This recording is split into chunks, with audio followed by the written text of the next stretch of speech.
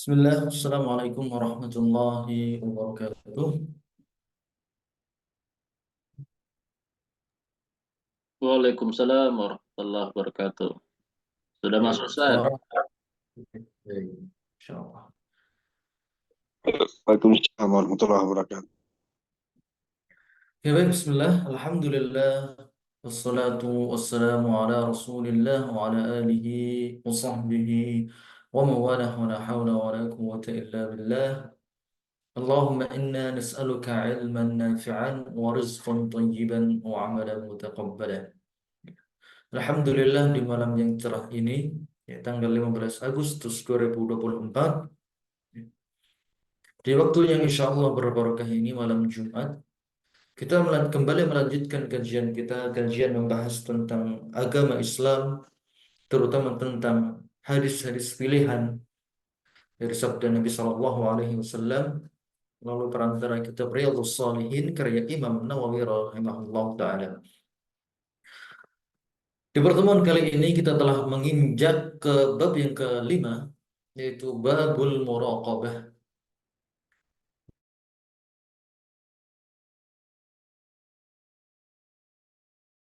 rasa diawasi oleh Allah. Muraqabah berasal dari bahasa Arab raqaba yuraqibu. Raqaba yuraqibu artinya mengawasi. Muraqabah artinya berarti pengawasan. Maksudnya di sini adalah pengawasan Allah Azza wa Jalla, Al-Khaliq, Al-Alim, As-Sami', Al-Basir, ya, kepada makhluknya, kepada hamba-hambanya manusia sekalian. Sebagaimana biasa Imam Nawawi rahimahullah taala memulai setiap bab dengan dalil-dalil dari Al-Quran, kemudian beliau akan membawakan dalil dari Al-Hadis. Dalil yang pertama yang dibawakan dalam kitab ini yaitu adalah firman Allah Azza wa Jalla, "Alladzi yaraka hina taqum wa taqallubaka fis sajidin." Ayat sebelumnya, "Wa tawakkal 'alal hayyil ladzi la yamut." Alladzi yaraka hina taqum wa taqallubaka fis sajidin. Bertawakallah engkau kepada Al-Hayy, Allah Azza wa Jalla. Kemudian pada ayat ini disebutkan alladzi yaraka hina taqum. Yaitu Allah Azza wa Jalla yang yaraka, melihat hina taqum, ketika engkau berdiri. Qama yaqumu artinya berdiri. Yang dimaksud dengan berdiri di sini adalah berdiri ketika melakukan ibadah sholat. Maksud dari berdiri adalah berdiri ketika melakukan ibadah sholat. Wa taqallubaka fis sajidin. Dan Allah Azza wa Jalla yaraka taqallubaka, melihatmu taqallub, ketika engkau membolak-balikkan badanmu, fis sajidin, ya, ketika engkau sujud, ya. Sujudnya seseorang, kemudian bangkitnya dia dari sujudnya, kemudian berdiri melanjutkan rakaat berikutnya. Itu semuanya dilihat oleh Allah Azza wa Jalla. Perbuatan seorang hamba, baik itu perbuatan ketaatan, amalan-amalan ibadah yang berupa ketaatan, seperti sholat, zikir, tilawatul Quran, dan lain sebagainya, itu semuanya disaksikan oleh Allah Azza wa Jalla. Demikian pula perbuatan-perbuatan yang lain, bicara kita, ya, bercandanya kita, ya. Kemudian aktivitas-aktivitas harian yang kita lakukan, baik itu yang nampak terang-terangan dilihat oleh manusia, dilihat oleh anggota keluarga, maupun yang tersembunyi atau yang kita lakukan di kala sendirian. Itu semuanya dilihat oleh Allah Azza wa Jalla. Allah Azza wa Jalla memiliki sifat As-Sami', Maha mendengar, dan juga Al-Basir. Maha melihat. Dari dua sifat inilah Allah senantiasa mengawasi perbuatan hambanya. Allah melihat, ya, Allah Maha melihat dengan penglihatan yang mencakup seluruh makhluknya. Baik itu perbuatan-perbuatan yang nampak maupun perbuatan-perbuatan yang tidak nampak. Yang dilakukan di siang hari ketika terlihat atau yang dilakukan di kegelapan malam. Semuanya Allah melihatnya. Kemudian juga Allah As-Sami', yaitu Maha mendengar. Allah mendengar semua perkataan hambanya. Baik itu yang diucapkan oleh lisannya, terdengar oleh orang lain, atau diucapkan sendiri, tidak didengar oleh orang lain, seperti dalam doanya. Ketika seseorang berdoa kepada Allah, meminta segala hajatnya, meminta diampunkan dosa-dosanya, ya, meminta surganya dan berlindung dari nerakanya, ya, ia berdoa, Allah pun mendengar. Demikian pula Allah juga mendengar isi hati manusia.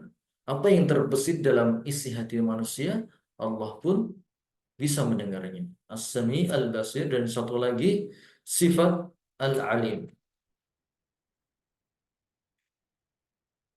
Al-Alim, Maha mengetahui. Maka apabila seorang hamba telah mengenal nama-nama Allah ini, As-Sami, Al-Basir, Al-Alim, Al-Hakim, dan seterusnya, maka insya Allah akan tumbuh dalam dirinya rasa muraqabah. Dia wajib beriman kepada nama-nama Allah tersebut. Wajib mengetahui bahwasanya Allah adalah Maha melihat, Maha mendengar, Maha mengetahui isi hati manusia. Ketika seorang sudah mengimani hal tersebut, maka insya Allah dia pun senantiasa akan menjaga perbuatan-perbuatannya. Matanya senantiasa ia gunakan untuk hal-hal yang benar. Telinganya ia gunakan untuk mendengar sesuatu yang baik. Lisannya ia gunakan untuk hal-hal yang baik pula. Anggota tubuhnya ia gunakan untuk melakukan berbagai macam perbuatan ketaatan dan lain sebagainya.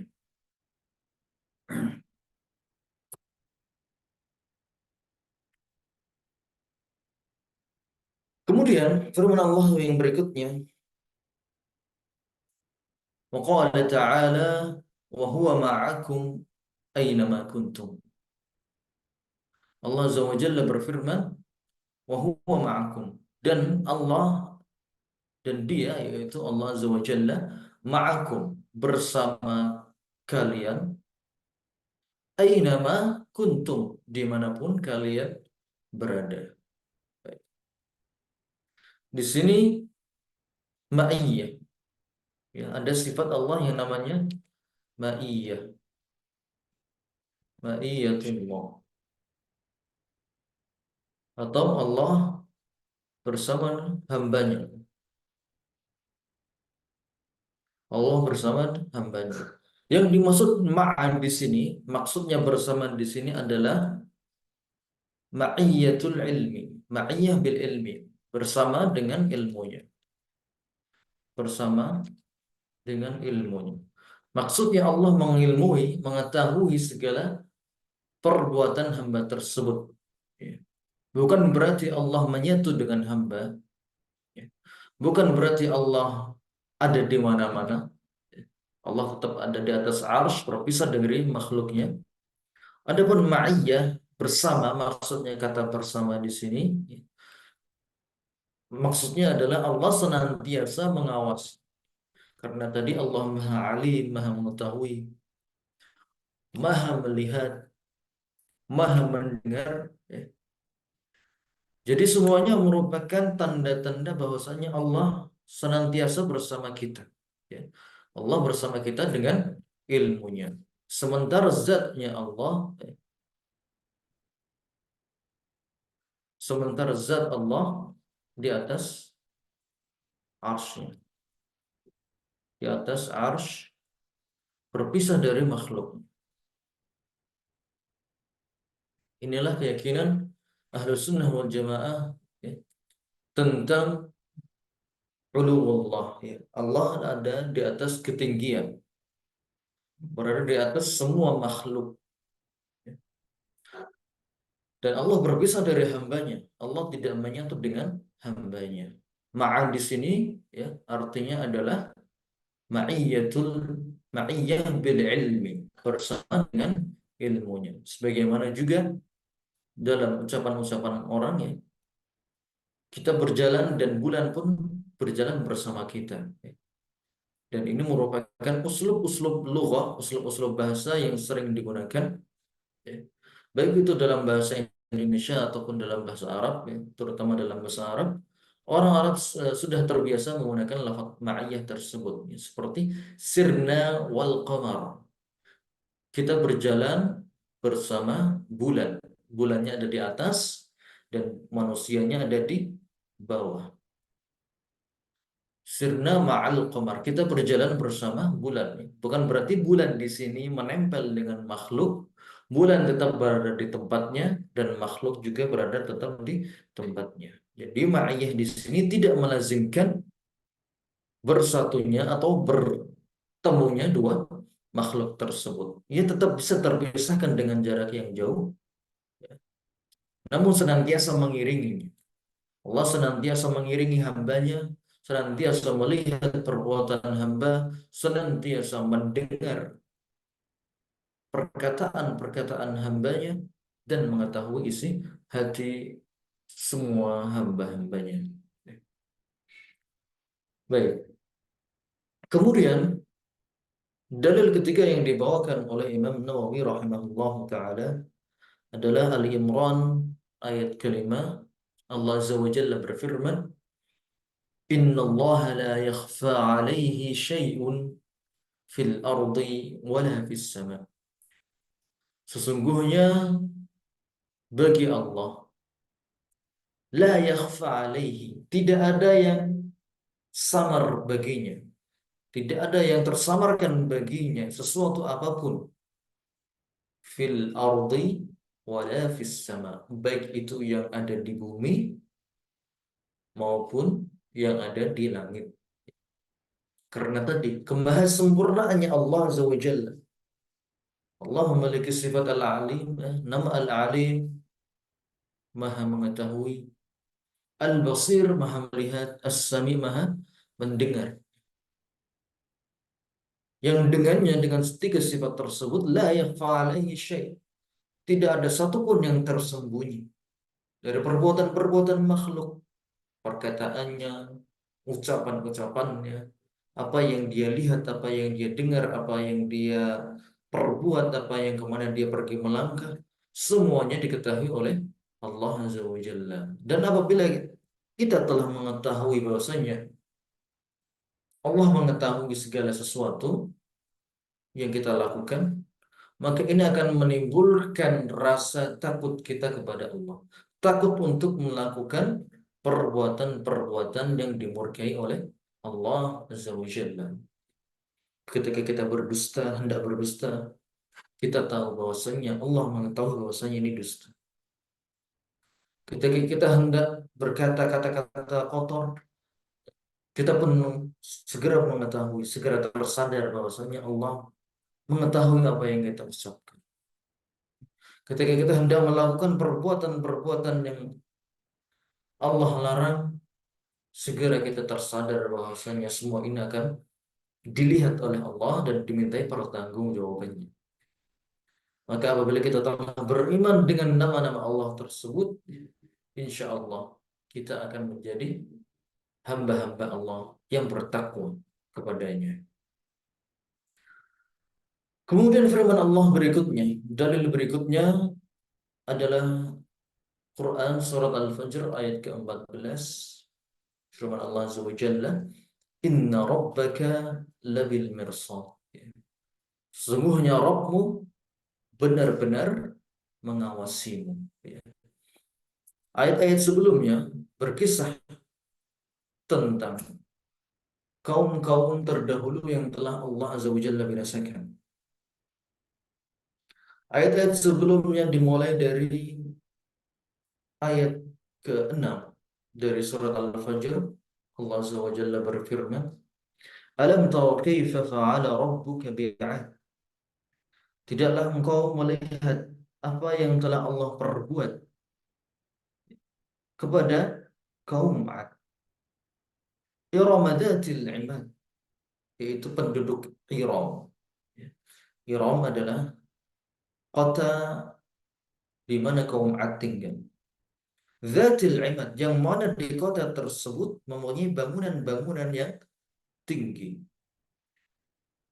Allati lam yukhlaq misluha fil bilad, yang belum pernah dibangun suatu kota seperti itu di negeri-negeri lain di waktu tersebut.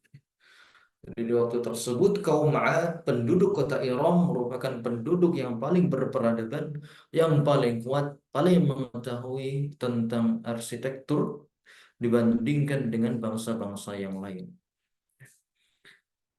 Allah utus kepada mereka Nabi Hud untuk mengajak menyembah Allah, mentauhidkan Allah, namun mereka menolaknya.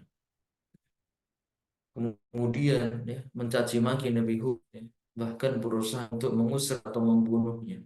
Maka Allah pun azab mereka dengan angin yang sangat dingin, yang berhembus 8 hari 7 malam. Terus menerus angin tersebut menyerang mereka.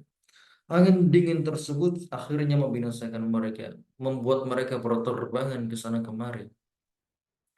Bangunan-bangunan yang mereka banggakan, bangunan-bangunan yang kokoh itu pun tidak mampu untuk melindungi mereka dari ganasnya angin tersebut.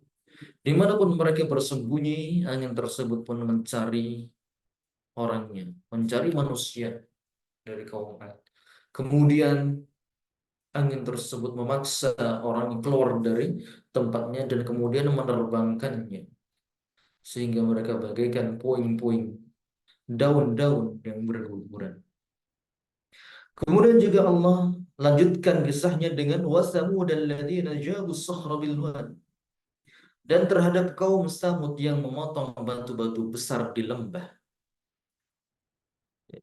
Kaum Nabi Samud, ya, kaumnya Nabi Saleh, yaitu kaum Samud, ya, mereka juga menentang Nabi yang Allah utus kepada mereka, menentang Nabi Saleh, bahkan membunuh unta yang merupakan mukjizat yang mereka minta. Ya. Maka Allah binasakan mereka dengan suara petir yang sangat keras, yang dengan satu kali sambaran akhirnya mereka pun semuanya meninggal. Kemudian selanjutnya wa Fir'aun dzil autad, dan terhadap Fir'aun yang mempunyai pasak-pasak bangunan yang besar dan juga pasukan yang kuat. Alladzina taghaw fil bilad, yang berbuat sewenang-wenang dalam negeri tersebut. Ya, memperbudak Bani Israel, membunuh anak-anak laki mereka, dan menyiksa Bani Israel. Ya. Kemudian juga memusuhi Musa dan kaumnya, hendak membinasakan mereka semua. Fa'aktsaru fiha al-fasad, mereka banyak berbuat kerusakan dalam negeri tersebut. Fasabba 'alaihim rabbuka sawta 'adzab, karena itu Tuhanmu menimpakan cemeti azab kepada mereka. Semua kaum-kaum terdahulu yang mendustakan Allah Azza wa Jalla, menentang ajaran para nabi, semuanya Allah binasakan. Ya. Maka di ayat yang ke-14 Allah katakan, Inna rabbaka labil mirsad, sesungguhnya Tuhanmu benar-benar mengawasi. Jadi apapun yang dilakukan oleh umat-umat terdahulu, Allah senantiasa melihatnya. Allah senantiasa mengetahui apa yang dilakukan oleh umat-umat terdahulu. Bagi siapa saja yang menentang para rasul, maka Allah pun akan azab mereka. Allah akan binasakan mereka sampai tidak tersisa.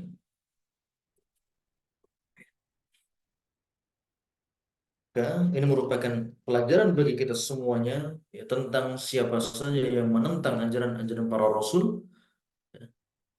Ingatlah bahwasanya Allah Azza wa Jalla benar-benar mengawasi. Sebagaimana umat-umat terdahulu, apabila mereka menentang, Allah akan membinasakan. Namun untuk umat ini, umatnya Nabi Muhammad SAW, Allah tidak akan langsung mengazab manusia yang berbuat dosa. Allah tidak akan langsung membinasakan mereka. namun Allah memberikan tangguh waktu kepada mereka.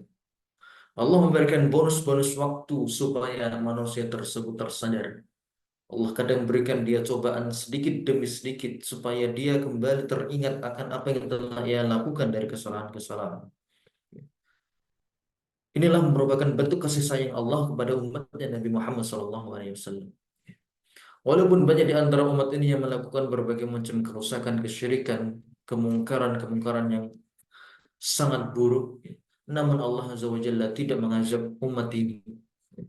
Allah senantiasa memberikan kepada umat ini tenggang waktu supaya kita semuanya kembali kepada Allah Azza wa Jalla. Baik, kita lanjutkan ayat berikutnya. Wa qala ta'ala ya'lamu kha'inatal a'yuni wa ma tukhfis sudur. Dan Allah mengetahui pandangan mata yang khianat. Wa ma tukhfis sudur, dan juga Allah mengetahui apa yang disembunyikan oleh hati. Pandangan-pandangan orang seperti pandangan merendahkan orang, pandangan-pandangan yang tidak percaya, pandangan-pandangan tidak suka terhadap orang lain. Itu semuanya Allah Azza wa Jalla ketahui. Tidak ada satupun yang luput dari ilmunya Allah Azza wa Jalla. Wa ma tukhfis sudur, dan juga Allah mengetahui apa yang tersembunyi pada hati manusia. Tidak ada yang luput satupun dari pengawasan Allah Azza wa Jalla. Wal ayatu fil babi katsira ma'lumah. Dan ayat-ayat tentang bab ini tentang muraqabah, tentang bahwasanya Allah mengetahui perbuatan hambanya. Tidak ada satupun yang luput dari pengawasan Allah. Banyak sekali. Maka senantiasa seorang muslim senantiasa membaca Al-Quran dengan tadabbur. Ia renungi ayat-ayat. Usahakan setiap hari membaca minimal, baik itu 1 juz, atau kalau tidak bisa setengah juz, atau kalau tidak bisa mungkin cukup dengan 1 halaman. Namun ia baca terjemahannya, ia tadabburi maknanya, kemudian ia renungi dan amalkan apa yang ada dalam ayat-ayat tersebut. Insya Allah apabila seseorang senantiasa membaca Al-Quran dengan tadabbur, dengan perenungan, kemudian mengamalkan isinya, insya Allah Allah akan berikan kepadanya hidayah dan istiqomah. Kemudian masuk ke dalam hadis-hadis tentang muraqabah. Hadis yang pertama yang dibawakan dalam bab ini adalah hadis yang sangat masyhur yang oleh para ulama disebut sebagai hadis Jibril. Dan dalam kitab Hadis Arba'in Nawawi telah dijelaskan panjang lebar tentang kandungan dari hadis ini. Hadis Jibril merupakan hadis yang membahas tentang rukun-rukun Islam, rukun-rukun iman, dan juga rukun-rukun ihsan. Inilah patokan yang dijadikan kurikulum dimanapun ya, dari sekolah dasar sampai perguruan tinggi sekalipun, semuanya pasti akan menggunakan hadis ini. Jadi hadis ini merupakan sumber utama bagi kita untuk mengetahui secara ringkas tentang rukun Islam, rukun iman, dan juga rukun ihsan. Umar bin Khattab radhiyallahu anhu berkata, tatkala kami duduk bersama Nabi SAW dalam majelisnya, majelis ilmu, Nabi mengingatkan para sahabatnya, dan ini merupakan kebiasaan Nabi.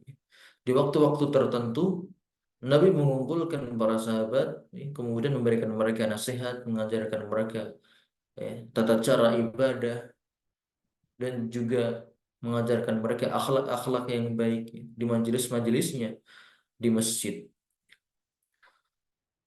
Bainama nahnu julusun inda Rasulillah sallallahu alaihi wasallam dzata yaumin. Ketika kami duduk bermajelis ilmu bersama Nabi suatu hari. Tiba-tiba muncul seorang yang asing, yang sangat putih pakaiannya dan sangat hitam rambutnya, serta tidak nampak kepadanya bekas-bekas perjalanan. Dan tidak ada satupun di antara kami di kota Madinah yang mengenal atau mengetahui orang tersebut. Dan ini merupakan sesuatu yang aneh. Karena perjalanan di waktu tersebut, yang di zaman dahulu, di zamannya Nabi, tidak ada yang namanya mobil, tidak ada yang namanya pesawat, kereta, dan juga tidak ada jalanan yang mulus beraspal. Kendaraannya hanya berupa onta ataupun kuda atau jalan kaki. Dan perjalanannya, jalan-jalannya senantiasa berdebu, penuh dengan debu-debu dan panas yang terik menyengat. Sehingga apabila orang melakukan perjalanan, pasti akan nampak bekas-bekas debunya, bekas-bekas debu, bekas-bekas terpanggang terik matahari. Kemudian seandainya pun dia ingin membersihkan diri, pasti dia akan singgah di suatu desa, kemudian meminta izin kepada penduduknya untuk menginap, ya, mencari makan, bersih-bersih, sehingga pasti akan diketahui minimal ada satu orang, satu pemilik penginapan yang mengetahui orang tersebut. Namun di kota Madinah kala itu tidak ada yang mengenal orang ini. Hatta jalasa ila Nabi. Kemudian orang tersebut duduk di sisi Nabi. Dia menyandarkan lututnya kepada lutut Nabi dan meletakkan tangannya di atas paha dia sendiri. Kemudian dia berkata, "Ya Muhammad, akhbirni anil Islam." Dia berkata dengan lafaz ya Muhammad. Dan ini merupakan sesuatu yang aneh. Karena para sahabat biasanya memanggil Rasulullah SAW dengan sebutan ya Rasulullah. Namun orang ini memanggil dengan sebutan ya Muhammad. Seperti panggilan yang biasa dilakukan oleh orang-orang Arab Badui. Orang-orang dusun pedalaman biasanya mereka memanggil Rasulullah dengan langsung menyebut namanya, ya Muhammad. Sementara orang-orang Madinah kalau memanggil Nabi, ya Rasulullah. Jadi orang ini mengucapkan, ya Muhammad, akhbirni anil Islam. Kabarkan kepadaku tentang Islam. Maka apa jawab Nabi? Beliau Shallallahu Alaihi Wasallam menjawab, Islam adalah engkau bersyahadat bahwasanya tidak ada Tuhan yang berhak disembah kecuali Allah. Dan Muhammad Shallallahu Alaihi Wasallam adalah utusan Allah. Kemudian engkau mendirikan salat, membayar zakat, berpuasa Ramadan, dan berhaji apabila engkau mampu untuk melakukan perjalanannya. Maka orang tersebut mengatakan engkau benar. Maka para sahabat terheran. Dia bertanya, namun jadi kayak dia mengetes Nabi. Dan ini juga tidak pernah dilakukan oleh para sahabat. Para sahabat apabila bertanya kepada Nabi, maka memang tujuannya untuk mencari ilmu, ya, bukan untuk mengetes. Tidak ada satupun sahabat yang berani mengetes Nabi SAW.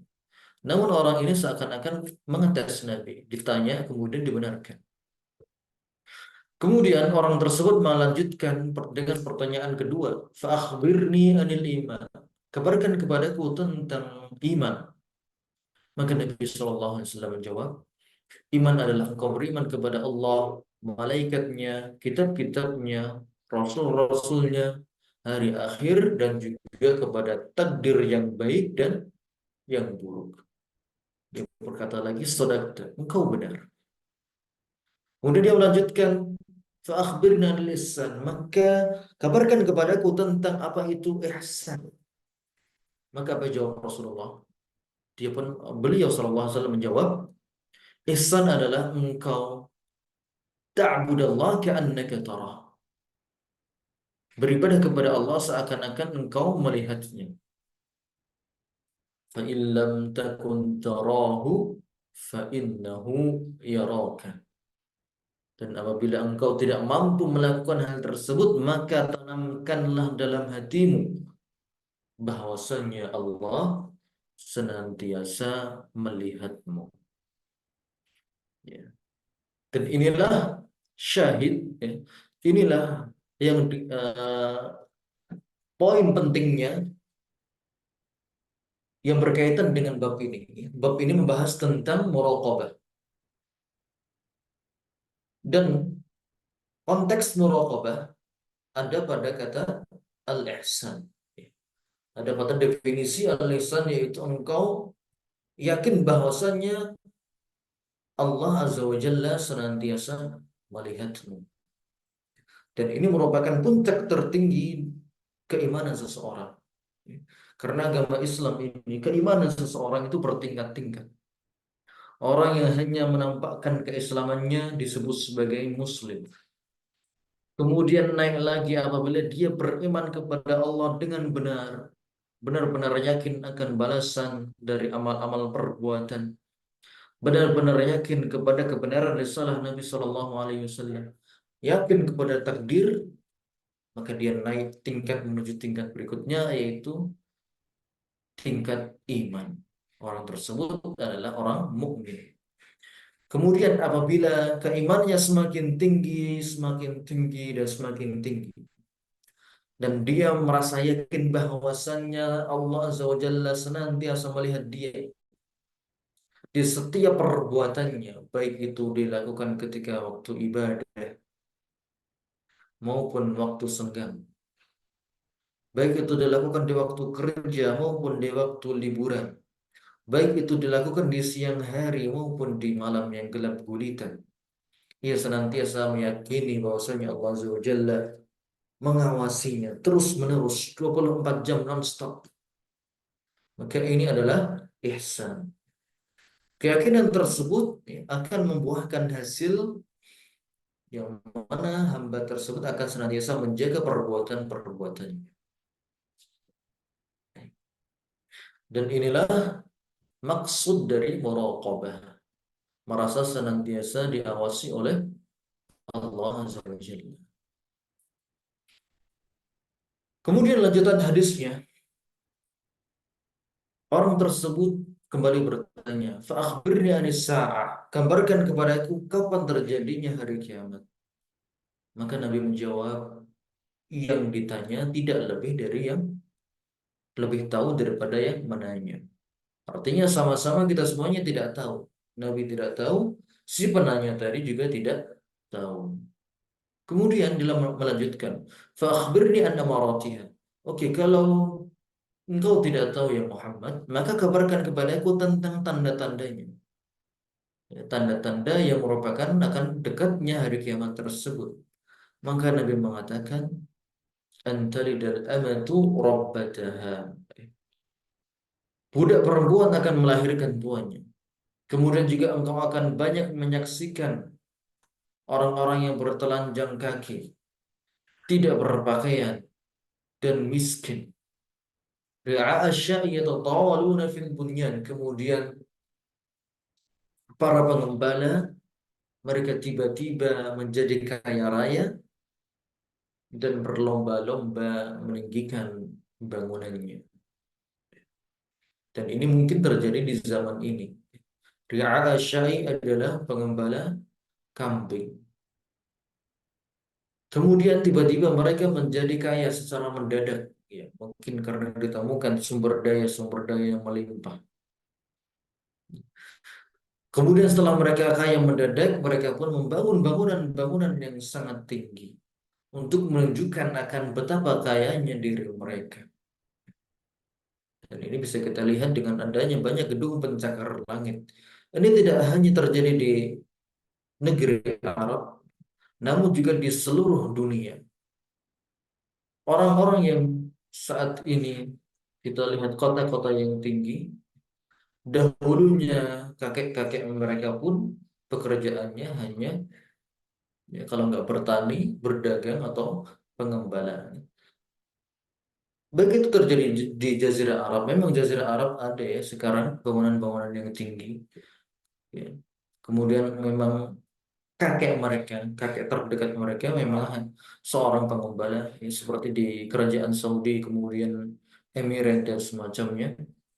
Dan itu terjadi tidak jauh ya, dalam kurun waktu yang tidak terlalu jauh, hanya 2 generasi saja, 80 tahun, dari negeri yang sangat miskin berubah menjadi negeri yang sangat kaya raya.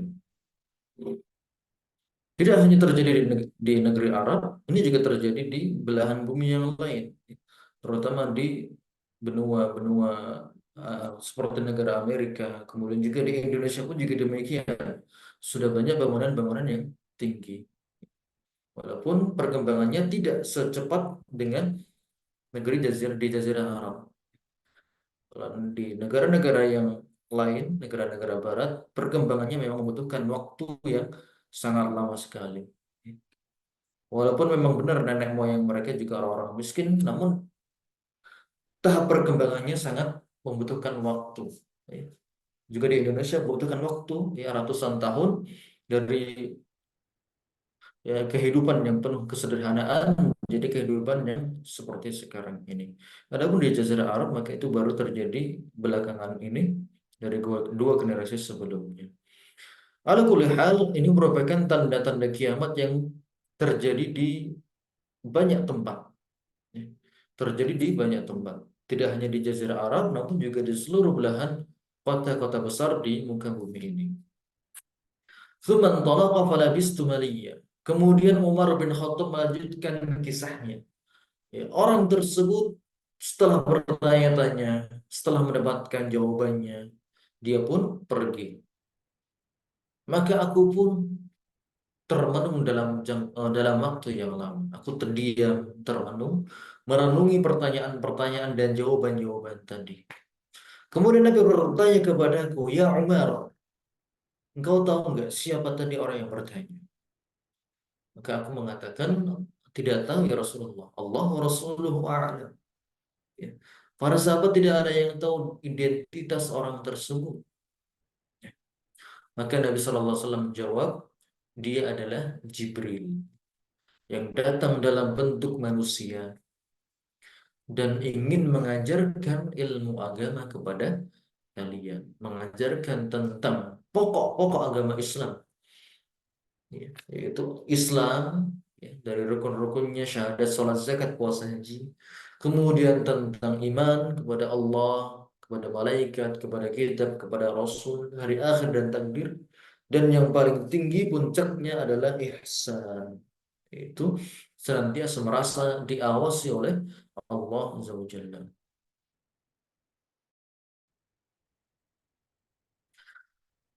Kemudian hadis kedua yang dibawakan Imam Nawawi dalam bab ini,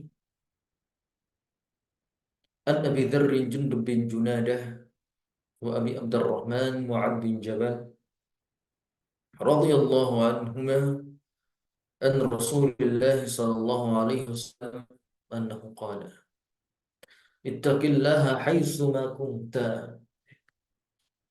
Bertakwalah engkau kepada Allah Azza wa Jalla dimanapun engkau berada. Inilah syahidnya atau inilah inti hadis ini yang berkaitan dengan bab. Ya, kita berbicara tentang bab muraqabah. Dan inilah lafaz yang menunjukkan tentang muraqabah. Bertakwalah engkau kepada Allah haitsu ma kunta, dimanapun engkau berada. Entah itu di waktu ramai, di pasar, di majelis ilmu, di masjid, di tempat kerja, engkau bisa menjaga akhlakmu. Engkau bisa menunjukkan bahwasanya dirimu adalah orang yang benar, bukan orang yang buruk.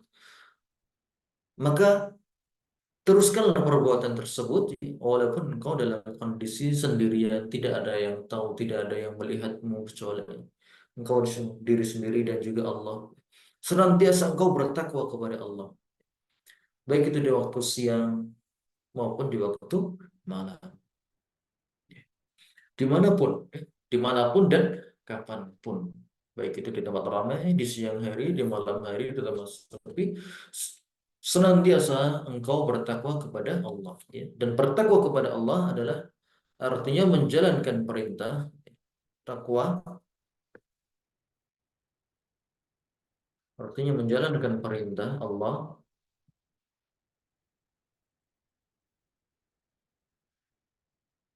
dan menjauhi larangan Allah. Itulah takwa. Dimanapun kita berada, kita jalankan perintah Allah. Kita jauhi larangan Allah. Di tempat kerja, kita tetap beradab kepada Allah. Ada larangan-larangan yang tidak boleh dilanggar, kita tinggalkan. Di rumah pun juga demikian. Jadi senantiasa kita tanamkan rasa takwa. Senantiasa kita beribadah kepada Allah dimanapun dan kapanpun. Kemudian Nabi SAW melanjutkan sabdanya, وَأَتْبِئِ السَّيِّئَةَ الْحَسَنَةَ تَمْحُهَا. Dan iringilah perbuatan buruk dengan perbuatan baik. Tamhuha, ya, niscaya perbuatan baik tersebut ya, akan menghapuskan dosa dari perbuatan buruknya. Ya. Jadi ini merupakan bentuk taubat. Di antara bentuk taubat, ya, setelah dia beristighfar kepada Allah, menyesali perbuatan-perbuatannya, berjanji tidak akan mengulanginya, dan dilanjutkan dengan mengganti amalannya dengan amal baik. Ya. Mengganti amalan buruknya dengan amalan yang baik. Ini merupakan bentuk taubat. Ya, mungkin dulunya dia suka merokok, ya ganti dengan zikir. Ya ganti dengan membaca Al-Quran. Dulunya dia suka mendengarkan musik, ia ganti dengan mendengarkan murattal Al-Quran. Atau mendengarkan kajian-kajian ilmu. Dulunya dia sering berghibah, namimah, mengadu domba. Ia ganti dengan kata-kata yang baik. Ia ganti dengan nasihat-nasihat. Dulunya dia sering memposting hal-hal yang tidak bermanfaat. Ia ganti dengan memposting hal-hal yang bermanfaat, yang mendatangkan ridha Allah Azza wa Jalla. Itu merupakan salah satu bentuk hijrah, bentuk taubat. Tidak hanya dia stop, berhenti dari perbuatan buruknya, namun juga berpindah menuju perbuatan atau amalan-amalan yang soleh.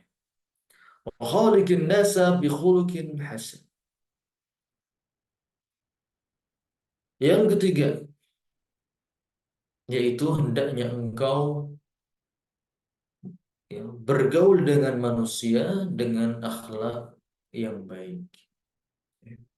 Dengan akhlak yang baik, yang senantiasa ramah, tersenyum kepada orang, bertanya tentang kabarnya, berusaha membantu kesusahan mereka.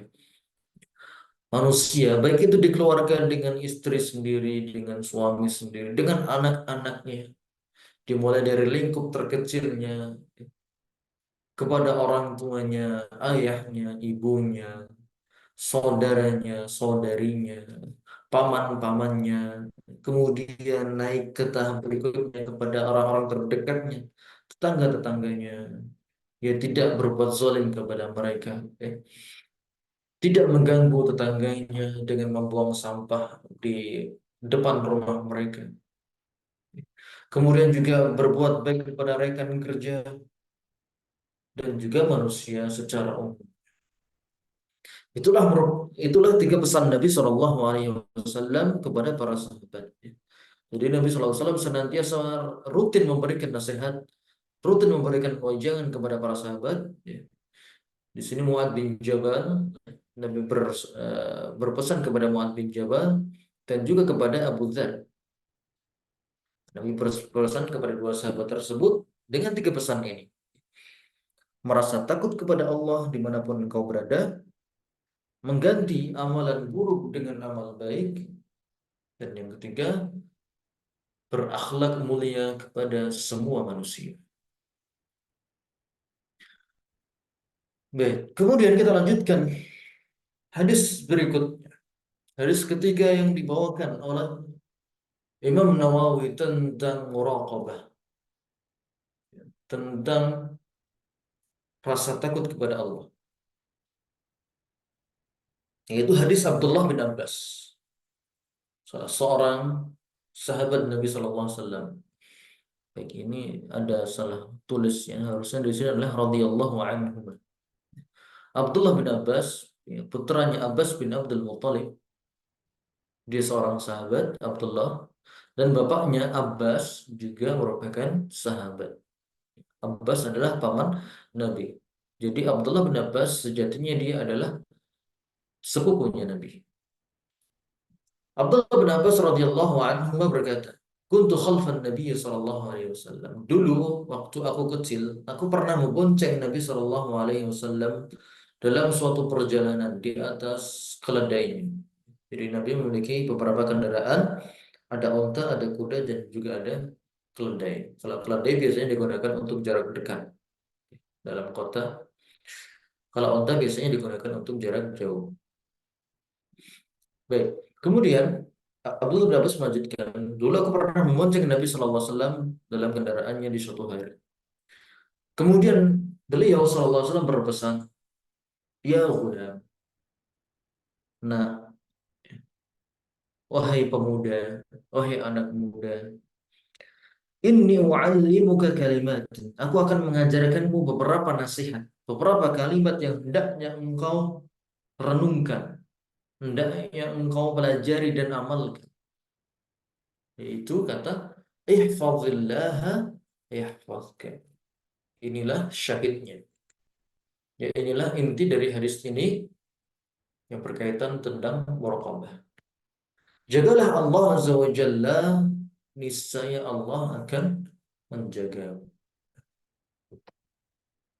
Jagalah Allah, maksudnya bukan berarti kita menjaga zat Allah, karena Allah adalah maha besar, maha kuat, ya, maha perkasa. Tidak mungkin makhluk yang lemah melindungi zat yang maha kuat. Ya, Allah tidak butuhkan itu semuanya.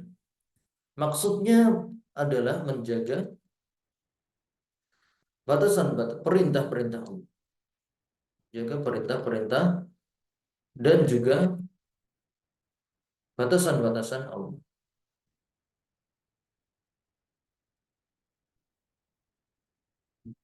Apa yang Allah perintahkan kita jaga untuk senantiasa kita lakukan.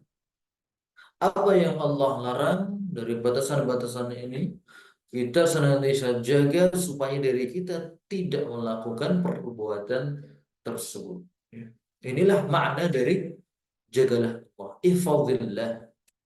Menjaga Allah maksudnya adalah menjaga tadi perintah-perintah Allah dan juga menjaga batasan-batasannya. Menjaga perintah berarti artinya dia senantiasa continue melakukan perbuatan baik. Menjaga batasan Allah artinya dia senantiasa continue menjauhi perbuatan-perbuatan buruk. Ya. Jadi ini dilakukan tidak hanya sekali, namun mustamir, senantiasa dia lakukan terus-menerus secara konsisten. Itulah maksud dari ihfad. Ihfad artinya menjaga, dan itu dilakukan secara terus-menerus. Ya. Ini berbeda dengan melakukan sekali. Ya. Melakukan sekali tidak disebut sebagai hafid atau penjaga. Ya, kalau melakukan suatu amalan sedekah, mungkin sedekah dilakukan cuma sekali doang. Kemudian ibadah kurban cuma dilakukan sekali doang. Setelahnya kemudian dia tidak mau. Ya. Maka itu bukan bermakna ihfadullah. Karena makna ihfadullah adalah dilakukan terus-menerus. Ibadah-ibadah ini apabila berulang waktunya, dia lakukan kembali. Contohnya seperti sholat wajib. Ya.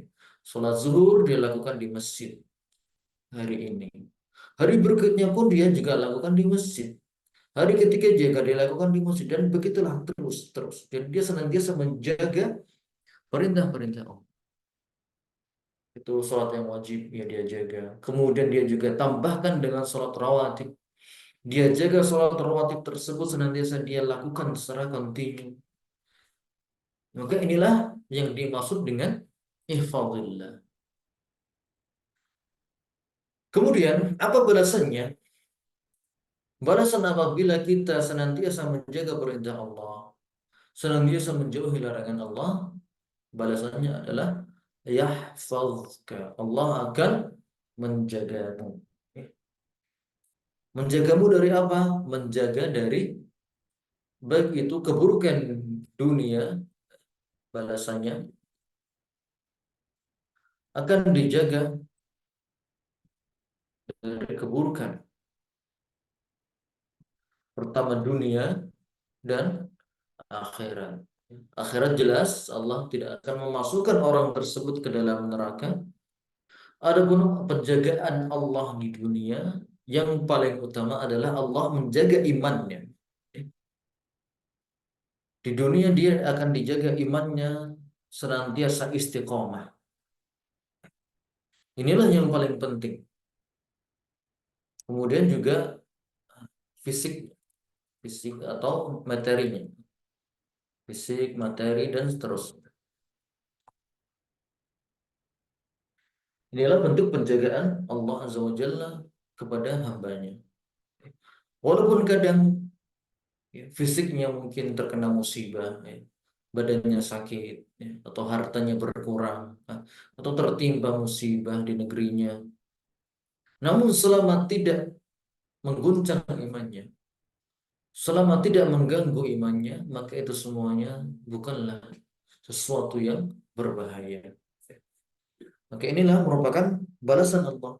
Bagi siapa saja yang menjaga perintah Allah, Allah akan jaga hatinya, jaga pikirannya untuk tetap istiqomah.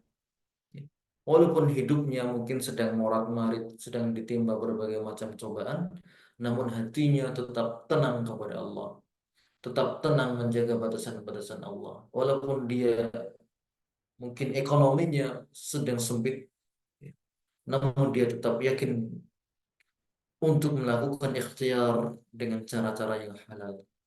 Dia tidak mau melakukan ikhtiar dengan cara yang haram, walaupun kondisinya memaksa demikian. Maka ini merupakan bentuk Allah menjaga hambanya, menjaga hatinya, menjaga imannya, menjaga keyakinannya dari perbuatan-perbuatan yang tidak benar. Baik, adapun penjagaan di akhirat maka ini sudah jelas, yaitu masuk ke dalam surga. Ihfadillah tajidhu tujahak.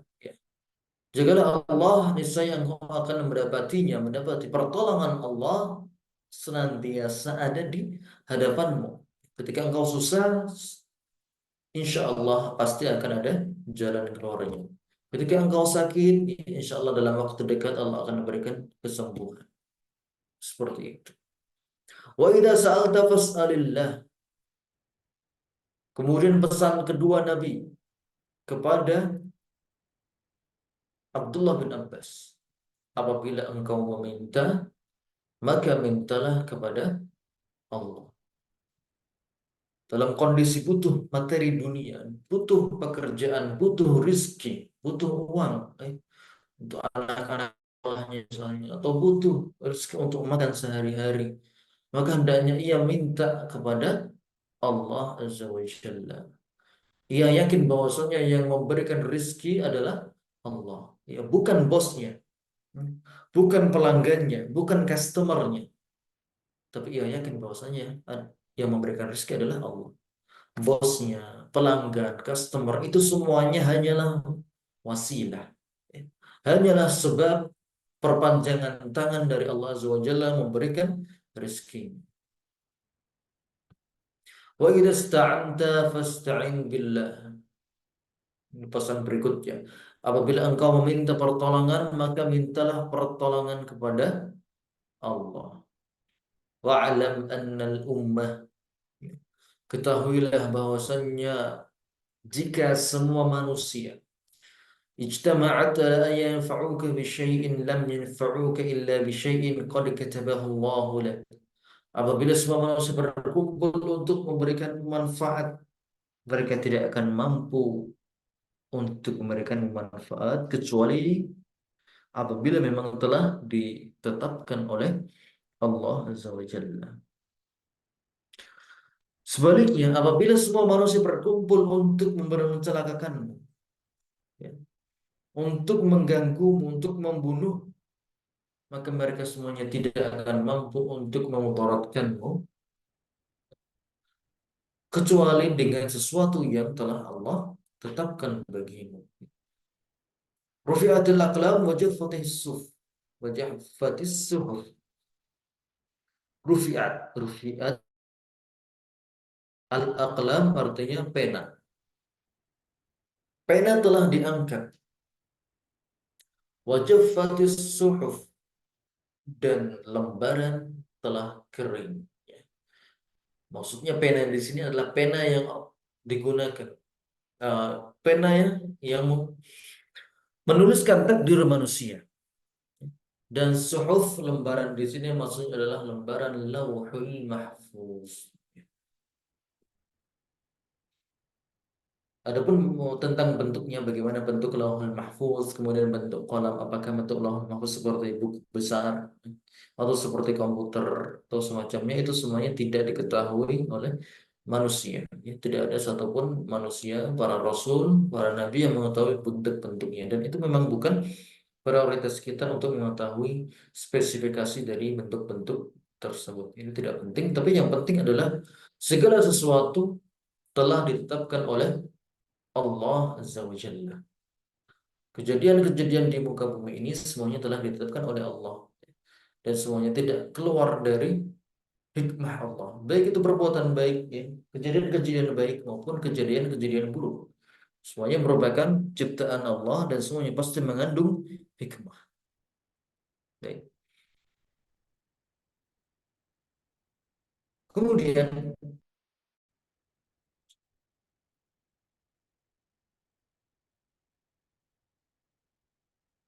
hadis keempat yang dibawakan oleh Imam Nawawi rahimahullah taala dalam bab muraqabah, yaitu hadis Anas. Ia berkata, innakum lata'maluna a'malan. Ini Anas berkata kepada, ya, sahabat Anas bin Malik. Dia sedang berbicara kepada tabi'in. Jadi tabi'in adalah generasi setelah para sahabat. Para sahabat adalah mereka yang berjumpa dengan Nabi Shallallahu Alaihi Wasallam. Dan ini jumlahnya sangat banyak. Ya. Para sahabat itu jumlahnya sangat banyak sekali. Terutama ketika haji wada. Ketika haji wada, Fathu Makkah, kemudian perang Hunain dan haji wada, semuanya terkumpul, ya, ratusan ribu sahabat. Dan orang yang tidak berjumpa dengan sahabat, mereka disebut sebagai, nah, orang yang tidak berjumpa dengan Rasulullah Sallallahu Alaihi Wasallam, mereka disebut sebagai tabiin. Mereka lahir di generasi setelahnya. Setelah Nabi meninggal, mereka kemudian baru tidak berjumpa dengan Nabi. Mereka disebut sebagai tabiin. Generasi setelahnya disebut sebagai atba'ut tabiin atau tabi'ut tabiin, pengikutnya para tabiin. Atba'ut tabi'in adalah mereka yang tidak menjumpai atau tidak pernah bertemu dengan para sahabat. Ya, jadi ini setelah mungkin sekitar 100 tahun setelah para sahabat meninggal semuanya, muncul generasi berikutnya yang mereka tidak berjumpa dengan para sahabat. Mereka lah yang disebut sebagai atba'ut tabi'in. Dan ini contohnya seperti Imam Malik, ya, kemudian Imam Ahmad, Imam Syafi'i, itu semuanya merupakan atba'ut tabi'in, generasi ketiga. Baik, di sini Anas bin Malik sedang berbicara kepada tabi'in. Dia berkata, innakum la ta'maluna amala. Sesungguhnya kalian melakukan suatu amalan. Hiya adatku fi a'yunikum minasya'r. Yang menurut kalian itu lebih lembut dari rambut. Maksudnya remeh. Perbuatan yang menurut pandangan kalian itu adalah perbuatan remeh. Perbuatan yang dipandang remeh. Perbuatan-perbuatan yang dipandang remeh. Kunna na'udduha ala ahdi Rasulillah sallallahu alaihi wasallam minal mubiqat. Padahal perbuatan tersebut, ya, di zaman Nabi merupakan perbuatan yang bisa membinasakan. Perbuatan, maksudnya perbuatan buruk, ya, perbuatan dosa. Yang di zaman Nabi dosa-dosa itu dipandang oleh para sahabat merupakan perbuatan-perbuatan yang sangat berbahaya, yang mengancam keimanan seseorang. Contohnya yang disebutkan oleh para ulama seperti Imam Syekh Muhammad bin Shalih Al-Utsaimin menafsirkan hadis ini, contohnya adalah meninggalkan jamaah, meninggalkan sholat berjamaah.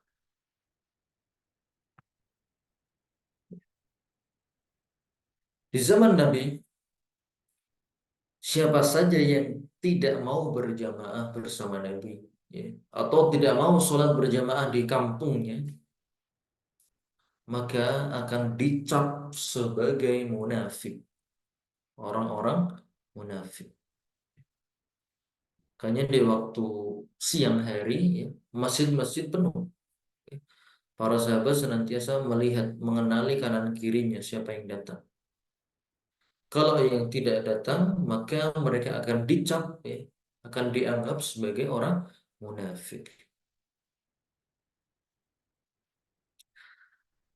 Adapun di zaman belakangan, ya, ketika orang berdebat tentang apa hukum sholat berjamaah, segala macam pendapat keluar, yang kemudian malah menimbulkan kemalasan dalam menghadiri sholat berjamaah. Akhirnya membuat banyak manusia yang menganggap remeh sholat berjamaah, mengatakan tidak berjamaah tidak masalah, tidak berjamaah pun sholatnya tetap sah, dan bukan syarat sahnya sholat seperti itu. Orang-orang belakangan menganggap berjamaah itu merupakan hal-hal yang remeh. Yang padahal di zaman Nabi, kalau seseorang tidak melakukan jamaah, maka akan dicap sebagai orang-orang munafik. Maka ini merupakan wasiat bagi kita untuk senantiasa menjaga amalan ibadah kita. Menjaga amalan ibadah kita, senantiasa kita melakukan amalan-amalan tersebut dengan ikhlas, dengan sungguh-sungguh, dengan penuh ittiba, mengikuti sunnah-sunnah Nabi, tidak mencari keringanan-keringanan, tidak mencari pendapat-pendapat yang lemah, dan seterusnya. Contoh yang lain, ya, adalah dusta. Dusta juga di zaman Nabi merupakan perbuatan yang sangat aib sekali. Ya. Dusta di zaman Nabi merupakan perbuatan yang sangat buruk. Ya. Kalau ketahuan dusta, dia akan malu, sangat malu. Bahkan Nabi mengatakan ayatul munafikin salasat. Di antara ciri-ciri orang munafik kalau ada 3, idza hadatsa kadzaba. Apabila dia berkata, dia berdusta. Ya. Maka di sini para sahabat tidak berani sekalipun berdusta di hadapan Nabi. Ya. Seperti sebagaimana telah kita baca dalam kisahnya Ka'ab bin Malik. Ketika dia tidak ikut perang Tabuk, dia jujur kepada Nabi bahwasanya memang saya ini tidak memiliki uzur syar'i ketika tidak ikut perang Tabuk. Karena mereka tahu kalau mereka dusta, pasti akan terbongkar dustanya, baik itu dari wahyu dari langit ataupun ilham dari Nabi yang diberikan kepada Nabi. Maka para sahabat tidak ada sekalipun yang berani berdusta atas nama Nabi atau di hadapan Nabi. Adapun di zaman sekarang, maka dusta merupakan perbuatan yang sangat dianggap remeh oleh kebanyakan manusia. Nauzubillah min dzalik. Kita berlindung kepada Allah dari perbuatan-perbuatan tersebut. Ya. Kenapa di sini para sahabat sangat takut terhadap perbuatan dosa? Ya, karena besarnya rasa muraqabah yang mereka miliki.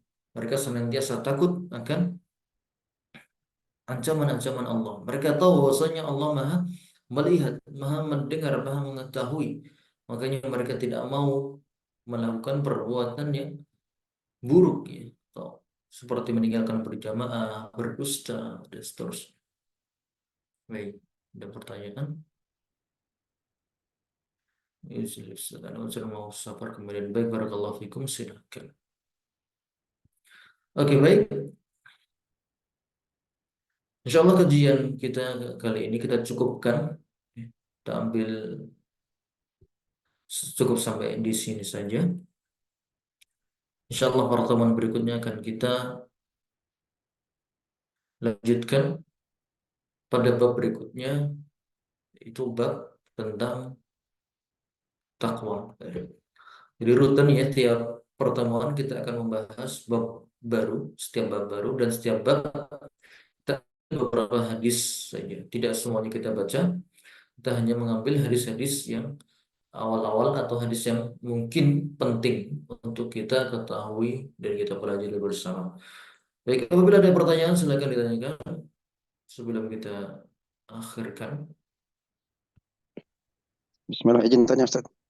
Baik, silakan. Tafadhol, Ustaz. Allah itu tahu apa yang ada dalam hati kita dan apa yang kita butuhkan. Tapi Allah masih memerintahkan kita berdoa kepadanya. Nah, hikmahnya apa Ustaz? Berarti Allah itu sudah tahu apa yang ada yang kita butuhkan itu.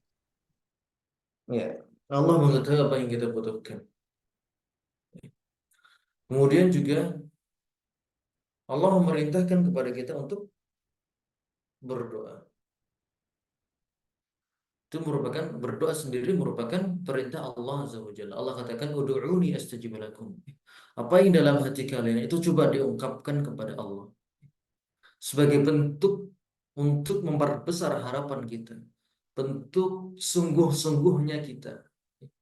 Benar-benar kita ini membutuhkan akan rahmatnya Allah.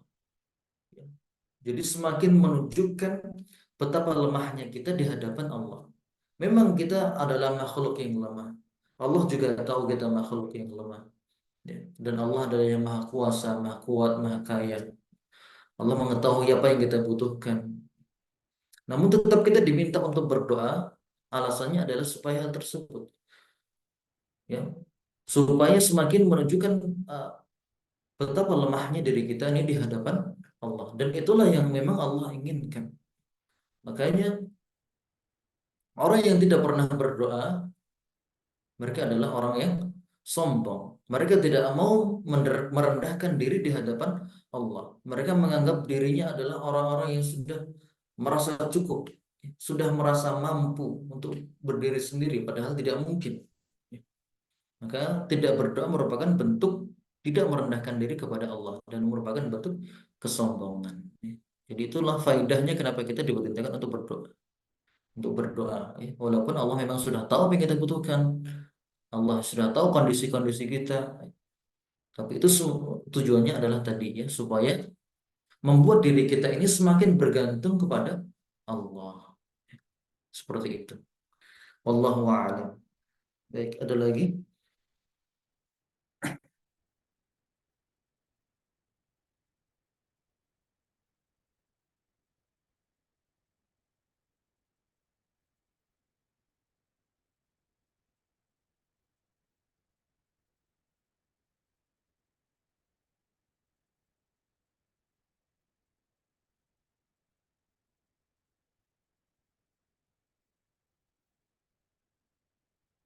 Barakallahu fikum. Ya. Baik, apabila nanti ada yang ditanyakan, silakan dilanjutkan di grup diskusi. Kita akhirkan kajian kita kali ini. Semoga apa yang telah disampaikan bisa bermanfaat bagi kita semuanya, bagi saya pribadi dan juga bagi para peserta sekalian. Kita tutup dengan doa kafaratul majelis. Subhanakallahumma wa bihamdika asyhadu an la ilaha illa anta astaghfiruka wa atubu ilaik. Wabillahi taufiq wal hidayah. Assalamualaikum.